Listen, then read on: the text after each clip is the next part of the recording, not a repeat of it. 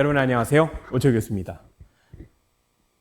저희는 오늘 독점이라는 모노폴리에 관해서 배울 건데요.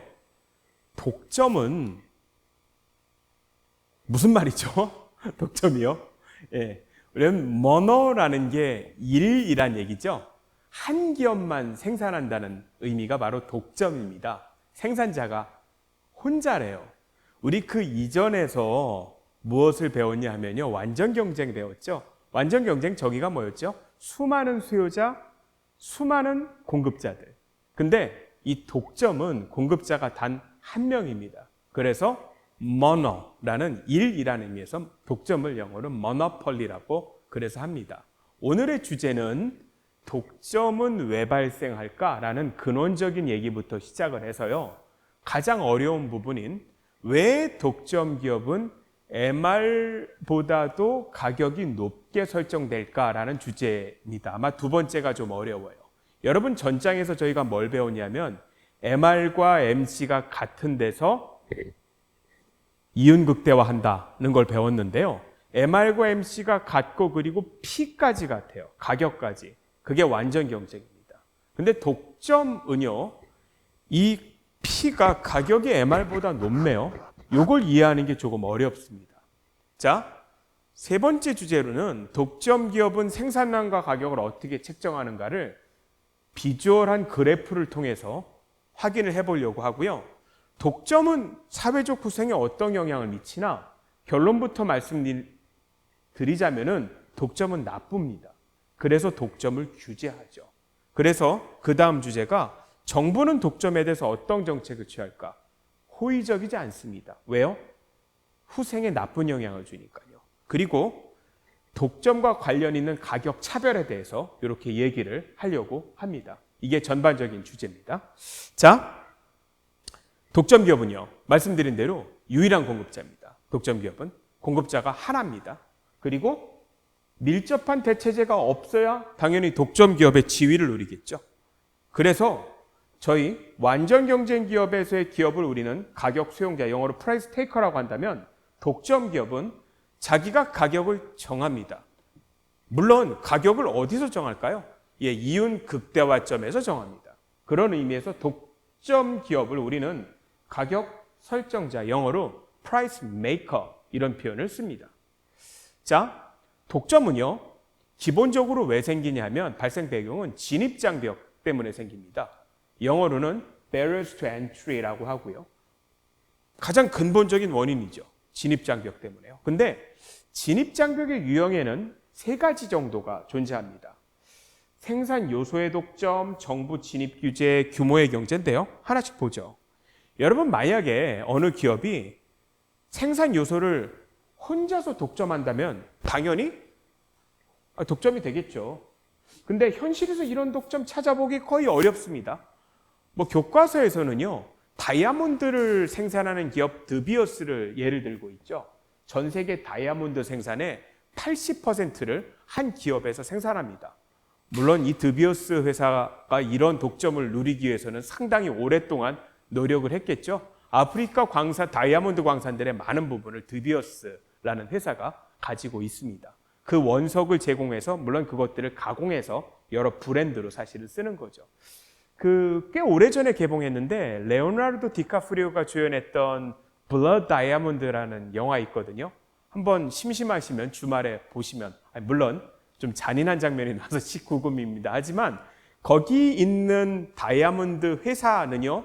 누가 보아도 드비어스입니다. 아마 이게 좀 문제가 됐던 것 같고 그래서 영화 제일 처음에 시작을 하면은 이렇게 자막이 하나 나옵니다. 그 영화에서 나오는 기업은 특정 기업과는 관련이 없다고요. 어쨌든 특정 생산 요소를 독점하는 경우 진입장벽이 생기고요. 그 정부가 인정하는 독점권이 있습니다.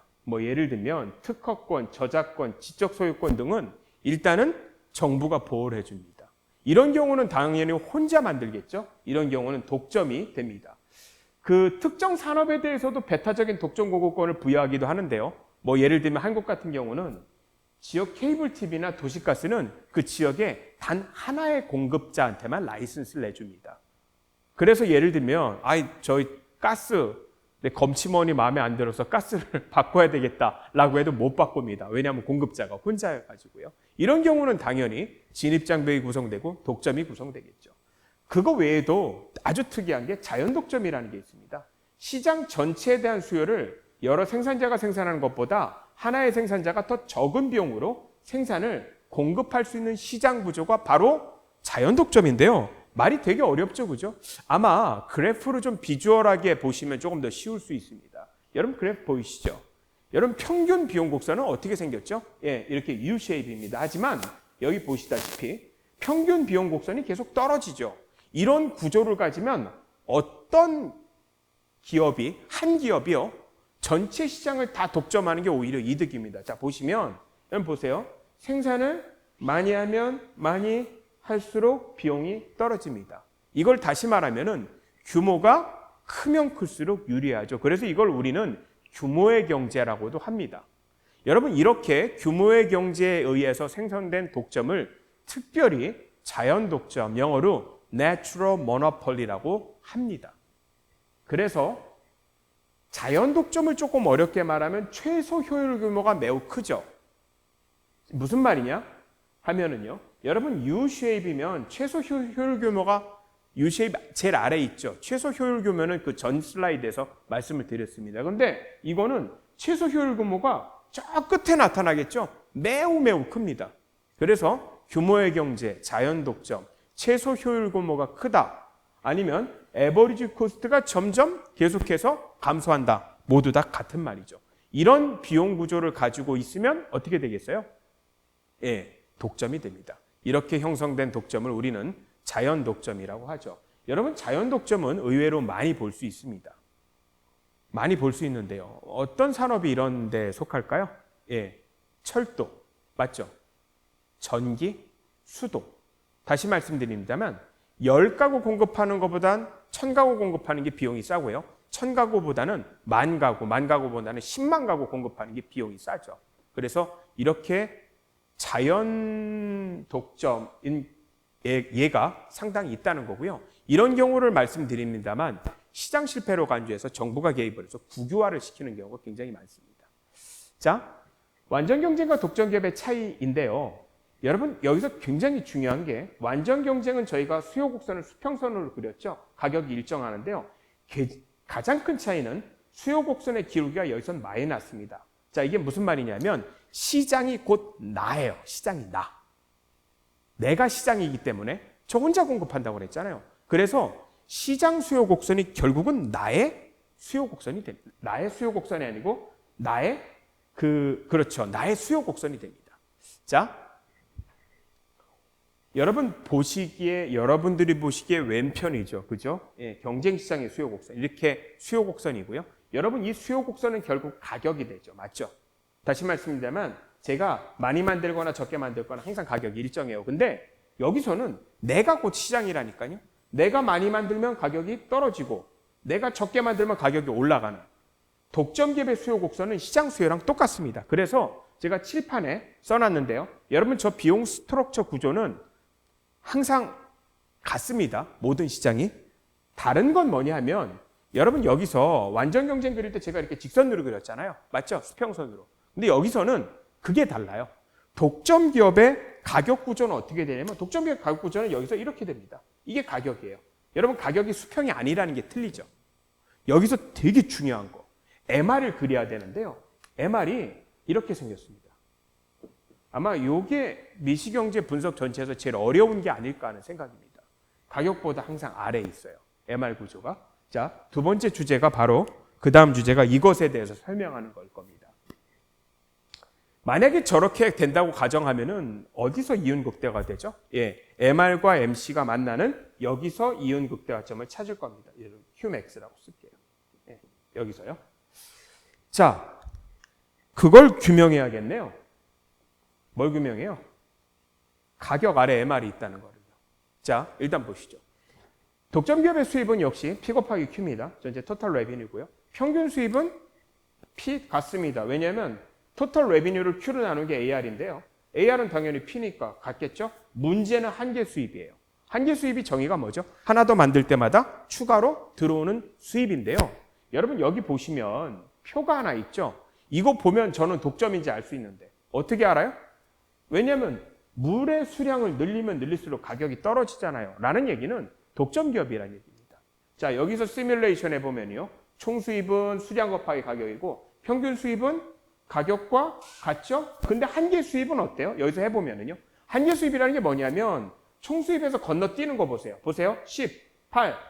맞죠? 18에서 24면 6, 4, 2, 0, 마이너스 이렇게 나오죠. 이게 한계 수입이에요. 여러분 이거 시뮬레이션 해봐도 뭐냐면 가격보다 아래에 있죠. 근데 이걸 좀 논리적으로 설명해야 될 겁니다. 왜 가격보다 아래에 있을까? 여러분 가장 핵심적인 장인데요. 독점 기업이 직면하는 수요 곡선은 기울기가 마이너스예요. 그래서 MR이 P 아래에 있습니다. 라고 이렇게 설명하면 너무 어렵죠. 그죠? 예, 너무 어려워요. 역시 이것도 경제적인 직관으로 좀 이해하셨으면 좋겠는데요. 여러분 보세요. 가격을 낮추면은요. 원래 팔려고 했던 그 이전 가격도 낮춰야 돼요. 자, 무슨 말이냐면요. 거기 마침 제가 시계를 안 차고 있네.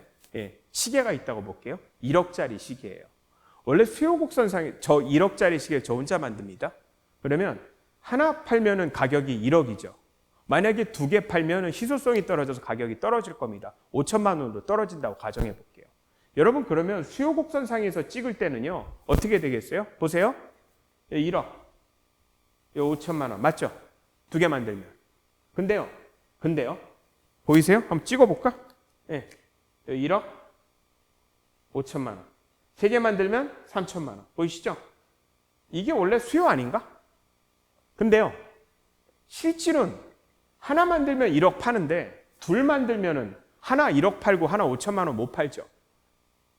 과거에 팔려고 했었던 거에 가격을 내려야 될 겁니다. 그죠? 제 말 이해 가셨나요? 제가 파란색으로 써놨어요. 판매량을 늘리려면 이미 팔고 있는 수량에 대해서도 가격을 낮춰야 되죠. 아니, 하나 비싸게 팔고 하나 싸게 팔 수 없잖아요.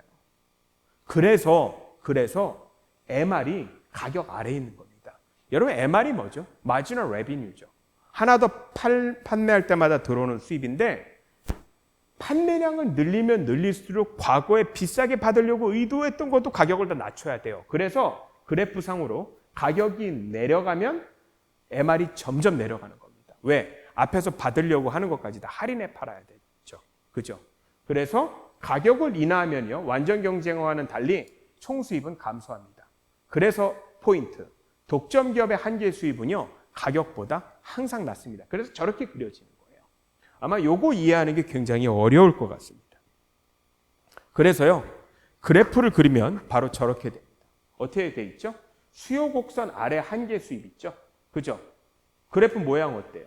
점점 많이 벌어집니다. 물론 여러분, 제가 이거를 경제적 직관으로 말씀을 드렸는데 더 쉽게 더 어렵게 설명이 돼야 되나요? 사실은 한계란 개념이 미분이죠. 그래서 저 수요 전체 토탈 레비뉴를요. 사실 미분하면 됩니다. 그러면 2차 함수니까요. 사실 이걸 수학적으로 규명하자면 이 수요 곡선의 기울기의 정확히 2배가 됩니다. 사실은. 왜냐하면 미분하면서 만약에 선형 함수라면 2차 함수가 만들어지고요. 토탈 레비뉴가. 그러면 미분하면 2라는 계수가 앞으로 내려오죠. 기울긴 2배가 됩니다. 방금 한 1, 2분 동안에 제가 말씀드린 거는 이해하시는 분만 이해하시면 되고요. 이해 전혀 안 된다라고 하면 넘어가도 됩니다. 어쨌든 이렇게 생겼습니다. 자, 이윤극대화의 일반 조건은 원래 MR과 MC가 같은 데서 생산합니다. 이건 공통이에요. 그런데 그 독점 기업에서는요. MR과 MC가 만나는 데서 가격을 더 크게 받습니다. 여러분 저거 다시 보시죠. 저 그래프에서 이윤극대화 조건은 MR과 MC가 만나는 여기라고 그랬죠. 여러분 완전 경쟁 같으면 이게 여기서 가격을 받겠죠. 근데 독점 기업은요. 잘 보세요. 여기서 생산하는 게 이윤이 극대화해서 생산했어. 가격을 얼마나 받을까? 가격을 내가 세팅할 수 있잖아요. 그래서 여러분 독점 기업이 프라이스 메이커 아닙니까? 가격을 더 높게 받을 수 있어. 왜? 수요가 위에 있잖아. 가격을 굳이 여기서 받을 필요 있어요? 여기까지 받겠지, 여기까지. 그죠? P, monopoly. mono라고 쓸게요. 여러분 보세요. MR과 MC가 만나는 전보다 그래서 가격이 어떻게 돼요? 높게 이렇게 형성이 되는 겁니다. 독점 기업이 다른 점이죠. 자, 완전 경쟁과 제 왜 굵은색으로 쓴 줄 알겠죠? 완전 경쟁이면 이게 이퀄이 되고요. 독점 기업은 P가 높습니다. 그죠? 여러분 뒤에 후생과도 관련이 있는데 후생적으로 나쁠 것 같지 않아요? 이렇게 되면은요. 예, 자, 저 칠판에 있는 그래프랑 이거랑 동일합니다. 여러분 완전 경쟁이랑 다른 것은 수요가 이렇게 우하향한다는 데 있고요. 한계 수입이 수요 곡선 아래에 있다는 거죠. 어디서 생산하는 게 이윤이 극대화될까? 한계 수입과 그 다음에 마지널 코스트가 만나는 한계 비용이 만나는 이 A점에서 생산하는 게 이윤이 극대화되고요. 가격은 이렇게 넉넉하게 받습니다. 어디까지 받을 수 있어요? 수요 곡선 상에서 구하겠죠. 그죠? 그래서 가격을 높게 받는다는 게 있습니다. 자, 그래서 두 개를 비교해 보자면 완전 경쟁은 MR과 MC가 같은 거는 둘 다 일치하는데 P랑 같고요. 독점 기업에는 가격이 MR과 MC에서 만나는 것보다 더 높다는 게 가장 핵심적인 조건이죠. 자, 여러분 독점 기업의 이윤도 구할 수 있어요. 어떻게 구하죠? 전체 토탈 레비뉴에서 토탈 코스트를 빼면 됩니다. 자, 여러분 MR과 MC가 만나는 여기가 이윤 극대화 생산량이죠? 그러면 가격을 저기까지 받아요. 그러면 전체 매출은 Qmax에서 독점 가격을 받는 이 네모난 직사각형이 전체 매출일 겁니다. 전체 비용은요? 전체 비용은 평균 총비용을 알잖아요. 이 시점이 평균 총비용입니다. 다시 말하면 이 아래 직사각형이 전체 비용이죠. 토탈 레비뉴에서 토탈 코스트를 뺀 이 사각형, 이게 독점 기업의 이윤입니다. 아셨죠? 자, 완전 경쟁과 다른 거. 저 이윤이 forever하게 계속된다는 거죠. 여러분, 완전 경쟁이었다면 여기 누군가 들어오겠죠. 이윤이 있으니까. 근데 독점 기업은 어때요? 못 들어와요. 왜? 진입장벽이 있잖아요. 그래서 저 구조가 그대로 형성됩니다. 완전 경쟁과 독점 기업의 가장 큰 차이점 중에 하나가 뭐냐면 독점 기업은 공급 곡선이 존재하지 않습니다. 아주 제가 중요한 말씀드렸는데 다시 말씀드릴까요? 독점 기업은 공급 곡선이 존재하지 않아요. 왜? 가격이 움직이면서 공급 곡선이 형성되는데 여러분 이건 가격이 움직여요, 안 움직여요? 가격이 안 움직이지. 저렇게 세팅이 돼 있잖아요. 왜? 진입장벽 때문에 다른 애들이 못 들어오거든요. 그래서 독점 기업엔 공급 곡선이 없습니다. 저 이윤이 계속된다는 거죠. 그래서요. 독점 기업의 공급 곡선은 뭐라고요? 파란색 써놨네요? 없다. 그죠? 없습니다.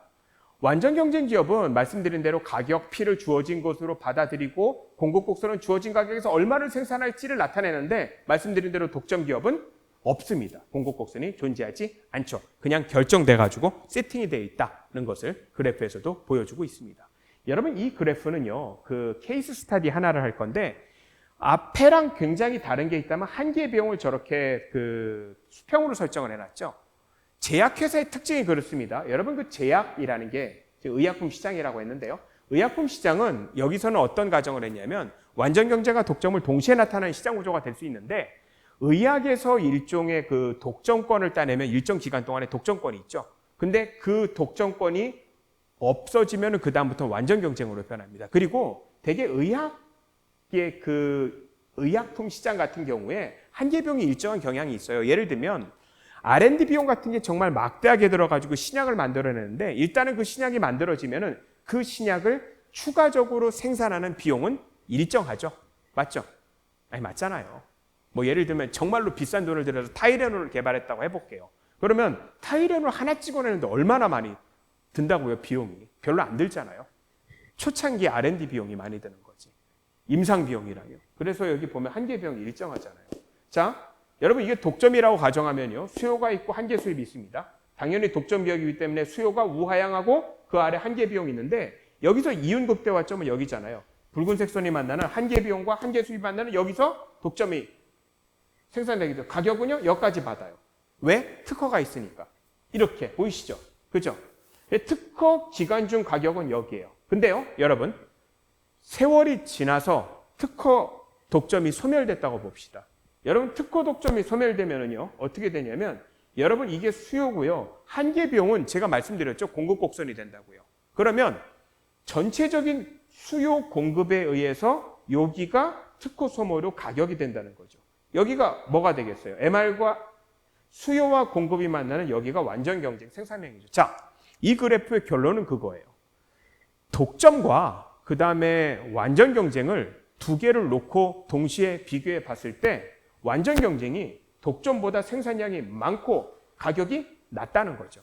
자, 그러면 어느 게 더 좋아요? 어느 게 좋긴 어느 게 좋아? 완전 경쟁이 좋은 거지. 왜요? 가격은 낮고 생산량은 많잖아요. 반면에 독점은 좋아요, 나빠요? 나쁘죠. 직관적으로도 나타나잖아요. 왜요? 가격은 높고 생산량은 적으니까. 생산량이 적다는 얘기는 수요자의 선택권이 그만큼 적다는 얘기고요. 가격이 높다는 얘기는 당연히 기분 나쁘겠죠. 그렇죠? 그래서 여러분 의약품 케이스로 보면은요, 알 수 있는 게 그 완전 경쟁이 독점보다 훨씬 더 좋다는 것을 직관적으로도 볼 수 있습니다. 자, 여기에 대한 연장성이 바로 여기 나오는 독점의 비효율성이에요. 여러분 방금 앞 슬라이드에서 보셨듯이 독점은 당연히 비효율적일 것 같죠. 그죠? 예, 독점은 비효율적입니다. 이것을 우리가 전에서 배웠던 잉여로 나타내도 극명하게 나타나는데 경제적 순손실을 잉여로 표시할 수 있다는 거죠. 여러분 독점 기업에서 말씀드린 대로 가격이 한계 비용보다 높아요. 그래서 소비자의 한계 지불 용의가 그 재화를 생산하는 한계 비용보다 당연히 큽니다. 그래서 그 차이로 인해서 독점 생산량이 사회적 최적 생산량보다 작고 그리고 경제적 순손실이 발생하게 됩니다. 이거를 경제적 순손실을 잉여를 사용해서 나타내면 여기가 이만큼이 경제적 순손실이 됩니다. 이거 어떻게 경제적 순손실이 저기가 되는지 간략히 설명드리면 그래요. 이게 독점이면은요, 수요가 있고 한계 수익 곡선 보이시죠? 한계 비용 곡선인데 MR과 MC가 같은 게 이윤극대화 조건이니까 독점 기업에서는 여기를 생산할 겁니다. 그죠? 맞죠? 가격은 어디까지 받아요? 여기까지. 보이시죠? 그죠? 맞죠? 자, 이게 만약에 완전 경쟁이라고 가정을 해볼게요. 완전 경쟁이라고 이걸 변화시켰다고 가정해보면 수요와 여러분 한계 비용의 공급이라고 그랬죠? 여기서 효율적인 시장이라면 생산이 될 거고요. 가격은 여기 받을 겁니다. 여러분 완전 경쟁에서 독점으로 바꿨다고 보면은요, 요만큼의 잉여가 사라지는데, 맞죠? 저기가 바로 경제적 순손실입니다. 여기서 알 수 있는 거는 완전 경쟁에서 독점으로 갈 때 저만큼이 없어진다는 거죠. 다시 말하면 저만큼이 경제적 순손실입니다. 이게 독점의 바로 비효율성이죠. 자, 그래서요, 독점으로 발생하는 경제적 순손실, 이게 마치 세금에 의해서 발생하는 경제적 순손실과 유사하고요. 예, 물론 세금의 경우는 정부가 수입을 가져가지만 사실은 독점에서는 그걸 기업이 가져가죠. 여러분 그래서 이 독점의 비효율성 때문에 정부가 가끔은 이 시장에 개입을 해서 국유화를 하기도 합니다. 물론 국유화의 결과가 좋냐? 안 좋은 경우가 더 많아요. 어쨌든 하나의 빌미가 될 수 있다는 거죠. 뒤에 논의에서 하겠지만 독점 기업, 독점의 폐해를 어떻게 해결하는 게 가장 좋을까요? 정부 개입일까요? 그렇진 않습니다. 사실은 완전 경쟁하는 게 가장 좋겠죠. 자, 여기 모든 교과서에요, 그 가격 차별이라는 거를 다루면서 이 챕터를 독점해 놓습니다. 왜냐하면 가격 차별이라는 게요, 정의가 똑같은 재화에 대해서 누가 언제 어디서 얼마나 구입하느냐에 따라서 기업이 다른 가격을 부과합니다. 여러분 기업이 이렇게 다른 가격을 부과하면 독점적 요소가 있어야 돼요. 그래서 되게 가격 차별을 이 독점에서 이렇게 다루고 있습니다. 가격 차별의 결과 기업의 이윤은 증가하겠죠. 왜냐하면 수요자를 파악하면서 가격을 부과하니까요. 경제적 순손실은 감소할 수 있어요. 의외로요. 자, 이 가격 차별에 대해서 말씀을 드리도록 하겠습니다. 이 가격 차별 사실은 알고 보면 굉장히 재밌는데요. 그 정의가 아까 말씀드린 대로 그 똑같은 물품을 소비자에 따라 다른 가격을 받는다는 거거든요. 그래서 항상 이것을 조금 제가 그 강의를 할 때는 좀 예를 먼저 들고 시작을 합니다. 여러분 그 보시면 가격 차별에 되게 중요한 아주 재밌는 예가 여기 나오는 항공요금이죠.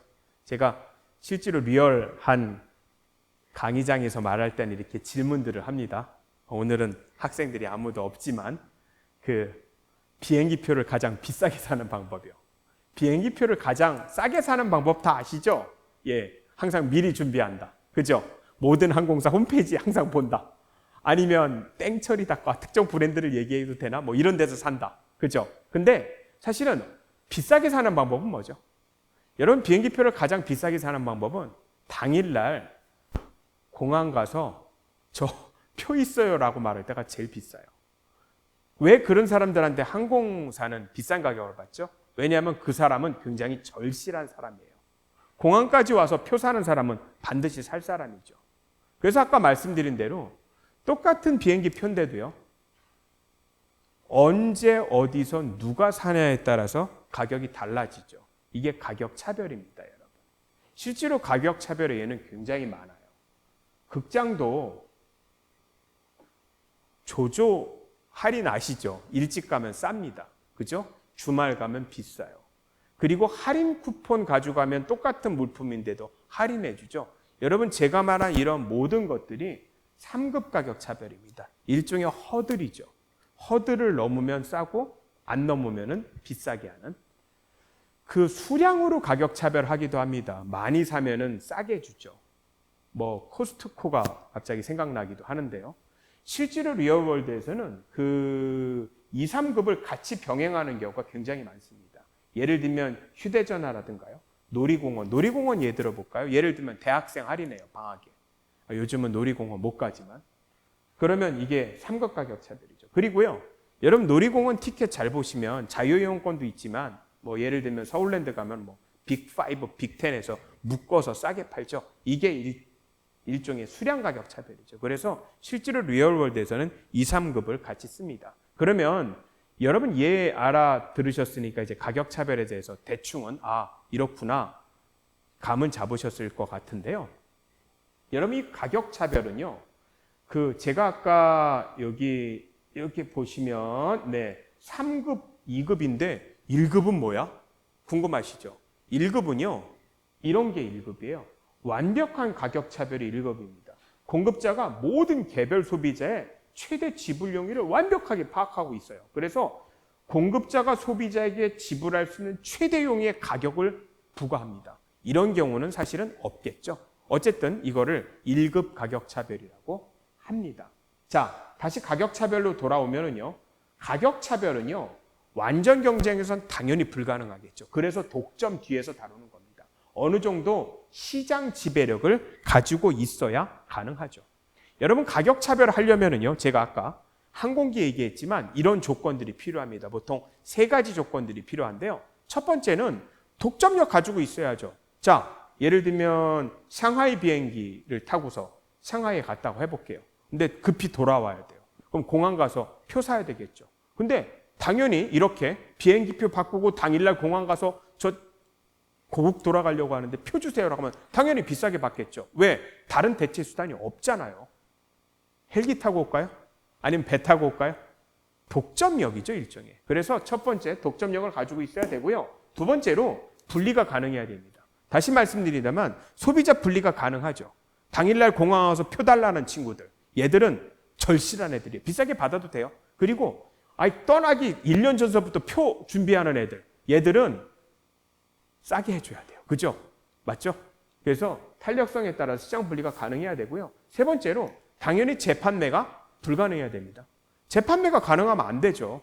공항 와서 표 재판매가 가능하다고 한다면은 예를 들면 상하이 서울에서 왕복 비행기를 당일날 달랬더니 80만 원이라고 하면은 재판매가 가능하다면 예를 들면 50만 원에 저랑 바꾸실 분 이렇게 광고해서 표를 사면 안 되잖아요.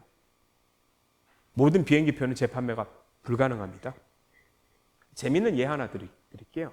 여러분 그 전 세계에서 제일 많이 팔리는 교과서 중에 하나가 맨큐라는 교수가 쓴 Principles of Economics라는 책인데요. 여러분 한국에서 이 영문판은요, 교보에서 파는데 얼마냐 하면 얼마죠? 요즘에 한 5만 원 정도 할 겁니다. 4만 5천 원인가요? 4만 8천 원인가? 어쨌든 그 정도 가격인데요. 물론 한국 학생들은 이거 굉장히 비싸다고 느낍니다. 비싸죠. 책 하나에 5만 원 정도면요. 근데 미국에서 얼마일까요? 미국에서 진짜 가격을 얘기하면 다들 안 믿더라고요. 너무 비싸가지고요. 제가 아마존에서 그 Principles of Economics 맨큐 책을 한번 검색해 본 걸 제가 캡처해 봤어요. 여러분 놀랍게 200불이에요. 24만 원이죠. 믿어지세요? 실제로 그렇습니다. 여러분 똑같은 책인데요. 미국에서는 24만 원을 받고 한국에서 5만 원을 받아요. 왜요? 일단 소득 수준 차가 나잖아요. 그리고요. 미국에서는요. 통상적으로 이렇게 경영 경제 공부하는 학생들의 교재를 비싸게 받는 경향이 있습니다. 왜요? 앞으로 돈 많이 버는 일이잖아요. 그러니까 경제학 공부하면 돈 많이 버나? 잘 모르겠는데 어쨌든 많이 미래에 벌 거라고 인식을 하나 봐요. 그래서 앞으로 미래에 돈 많이 벌 거니까 교재도 비싼 값에 사해서 실제로 굉장히 비싸게 받습니다. 여러분 재밌는 거는요. 제가 이 얘기를 하면 혹시 무슨 생각 안 들으세요? 방학에 혹시 미국에 연수 갈 때 한국에서 맨큐책 한 20권 정도 사가지고 미국 대학 앞에서 팔면은 그죠? 대박 날까요? 여러분 그거 알겠죠? 일종의 이거 가격 차별인데요. 똑같은 책인데 말씀드린 대로 가격 차별의 조건에 여기 재판매가 가능하지 않게 해야 되겠죠. 그럼 출판사에서는 이 조치를 취해야 되겠네요. 그래서요. 모든 한국에서 파는 맨큐책의 뒤에는 제가 캡처를 해놨는데요. 이 말을 붉은색으로 이렇게 써놨습니다. Not for sale in the United States라고요. 미국에서 팔지 마세요 이렇게. 실제로 이 책은 미국 대학가에서 팔려면은요. 미국 대학생들이 살까? 와 싸네 살까 보다가 뒤에 이거 보면 별로 사고 싶지 않겠죠? 그죠? 이거 뭔가 불법 저지르는 거 아닐까? 이런 식으로요. 그래서 저런 안전장치를 나름대로 해놓은 겁니다. 왜 저렇게 붉은색으로 써놨죠? 재판매 불가능하게 하려고요. 네, 이게 바로 가격차별을 막을 수 있는 방법 중에 하나입니다. 가격차별의 예는 제가 말씀을 드렸고요. 여러분 이렇게 독점에 관해서는요. 다시 말씀을 드립니다만 후생적으로도 문제가 있고 완전 경쟁에 비교해서 가격은 높고 그리고 수량은 적어요. 그래서 독점에 관해서는 정부가 여러 가지 정책들을 취합니다. 대표적인 게요. 일단 독과점 금지법을 통해서 독과점을 막아요. 그리고 경쟁 촉진을 하기 위한 여러 행정적인 지도나 그리고 법률을 만듭니다. 심지어는 독점 기업인 경우에는 정부에 의해서 가격을 규제하기도 하죠. 그리고요. 아주 심한 경우는 국유화도 합니다. 사실 저희는 아까 말씀드린 자연 독점에 의해서 생긴 전기, 철도, 수도를 다 국유화하고 있죠. 맞죠? 국유화했잖아요. 저희 수도 어디서 공급해요? 수자원공사에서 독점 공급하잖아요. 전기도 한전에서 독점 공급하잖아요. 맞죠? 이렇게 국유화를 하기도 합니다. 자, 이런 의견도 있어요. 근데 국유화한다고 그러면 효율적일까? 실제로 국유화해보면 그렇지 않은 경우가 되게 많아요. 여러분 국유화를 하면은요 되게 좋을 것 같다고 혹시 생각하세요? 아주 큰 착각하시는 겁니다. 여러분 모든 공무원 조직은 당연히 비효율적이에요. 왜요? 이득을 많이 남길 필요가 없잖아요. 방만하게 경영을 하죠. 망하지도 않아요. 도덕적 해이가 생기죠. 그래서 일부 경제학자들은 그냥 독점 차라리 내비두는 게 나아라는 자유방임이 낫다 이런 의견도 존재를 합니다. 자, 디테일하게 보면은요. 말씀드린 대로 독점금지법 경쟁 촉진이라는 게 바로 그런 얘기고요. 한국에 대해서 이런 불공정 경쟁 행위에 대해서 당연히 제재합니다. 한국에서도 이런 위원회가 있죠. 공정거래위원회요. 그래서 공정거래법을 이렇게 집행하고 규제해서 독점을 규제하는 경향이 있다는 건데 그것에 대한 이론적인 근거는 아까 말씀드린 대로 독점이 비효율적이다라는 거고요. 그리고 말씀드린 대로 독점 기업의 가격을 규제합니다. 이건 조금 테크니컬한데요, 여러분. 원래 가장 이상적으로 규제하는 거는 MR과 MC가 같도록 규제하는 게 이상적이죠. 근데 실제로요, 자연 독점인 경우에는 이런 규제가 오히려 안 좋은 경우가 발생해요. 무슨 말이냐면 기업의 손실을 봅니다. 그래서요, 대안으로 현실에서 기업의 손실을 보지 않도록 가격을 한계 비용이 아니고 평균 비용까지 설정하는 AC 프라이싱이라는 게 있는데 이것은 적자를 안 보는, 다시 말하면 손익분기점선에서 맞춰가지고 가격을 규제하는 방법인데 이건 조금 테크니컬한데 그래프로 보시면 조금 더 이해가 쉬울 수도 있습니다. 자, 여러분 이거는 일반 독점 저 그래프 칠판에 그린 거랑은 좀 다르죠. 왜냐하면 자연 독점이기 때문에 그렇습니다. 여러분 자연 독점인 경우에는요. 최소 효율 규모가 굉장히 낮다고 말씀을 드렸죠. 자, 이런 경우에 한계 비용 수요 곡선과 만나는 여기서 가격을 설정하는 경우 지금 그래프에서 보시는 것처럼 손실이 발생합니다. 그러면 손실이 없애려면은 평균 총 비용에 맞춰야 되겠죠. 이만큼 가격을 올려. 여러분 이게 AC 프라이싱이에요. 여러분 지금 제가 여기에 쓴 게 한계 비용 가격 설정이거든요. 단점이 있어요. 말씀드린 대로. 뭐라고요? 적자를 봐요. 근데 가격을 올려 어디까지 올리냐면 평균 총 비용까지 올리면 손실을 최소화할 수 있겠죠. 네. 왜냐하면 이게 말씀드린 대로 이 자연 독점의 비용 구조가 특이해서 이런 일이 발생한다라는 것을 이렇게 비주얼하게 말씀드리고요. 자, 또 하나는 국유화하는 경우죠. 우리나라에 말씀드렸듯이 전력, 철도, 수도 다 국유화합니다. 끊임없이 민영화 얘기가 나오죠. 그죠? 왜요? 왜냐하면 국유화해 놓으니까 비효율적이죠. 물론 여기 다니시는 그 노조 소속하신 분들은 반대 의견일 수도 있지만 기본적으로 뭐냐면 국유화라는 게 좋은 구조가 아닙니다. 말씀드린 대로 이윤을 추구할 이유가 전혀 없잖아요. 네. 자, 그래서 오히려 그냥 자유방임을 하는 게 낫다. 이런 견해도 존재를 합니다. 말씀드린 대로 일부 경제학자들은요. 독점에 의해 초래되는 비효율성이 정부 실패 비효율성보다 오히려 작다라는 주장도 있습니다. 현실에서 독점 문제 얼마나 심각한가라는데요. 실제로요, 여러분, 독점 기업들은 의외로 흔히 발견됩니다. 예를 들면요, 맥도날드, 코카콜라, 한국으로 말하면 농심라면 같은 게토레이, 사실은 독점 기업들인데요. 일종의 소비자 독점 기업들입니다. 근데 이 기업들을 현상으로만 봐서 그냥 독점이라고 매도하기는 조금 어려워요. 순수한 독점 기업으로는 볼 수 없죠. 이유는 사실은 대체적인 대체품들이 존재합니다. 그리고 이 기업들이 저 독점적 지위에 올라가기 위해서는 사실은 수많은 혁신과 노력을 해왔다는 거죠. 그래서 단순히 어떤 현상만으로 독점 기업을 판단하기는 조금 어려울 것 같습니다. 자, 장시간에 걸쳐서 저희 독점 기업에 대해서 이렇게 공부했고요. 제가 늘 끝 클로징 멘트로 하시는 것 늘 합니다만은 꼭 복습해 주시길 바랍니다. 자, 독점 여기까지 마치도록 하겠습니다. 감사합니다.